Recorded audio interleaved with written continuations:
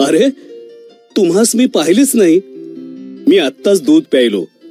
मला दूध प्यायला खूप आवडते, कारण दुधातून आपल्याला अनेक चांगल्या गोष्टी मिळतात, ज्यामुळे आपल्या शरीराची वाढ चांगली होते. तसेच दुधामधील कॅल्शियममुळे आपल्या शरीरातील हाडांची होणारी झीज भरून निघते. म्हणून तर डॉक्टर सर्वांना दररोज 1 ग्लास दूध पिण्याचा सल्ला देतात.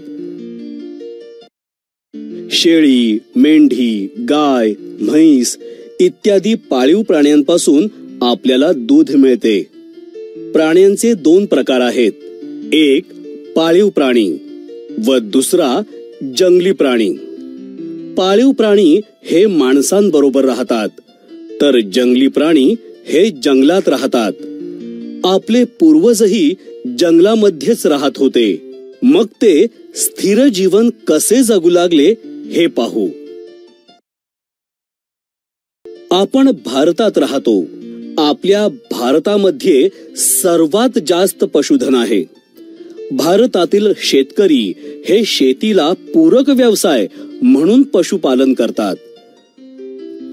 कुत्री, शेळ्या, मेंढ्या, गाय, बैल, म्हैस, गाढव, घोडा इत्यादी पाळीव प्राणी माणसाला अनेक प्रकारे उपयोगी असतात.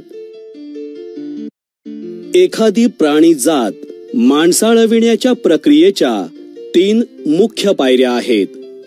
रानटी जनावरांना पकडून ताब्यात घेणे, त्या जनावरांना माणसांसोबत राहण्याचे वळण लावणे, त्यांच्यापासून दूध दुभते इत्यादी पदार्थ मिळवणे आणि त्यांच्याकडून कष्टाची कामे करून घेणे.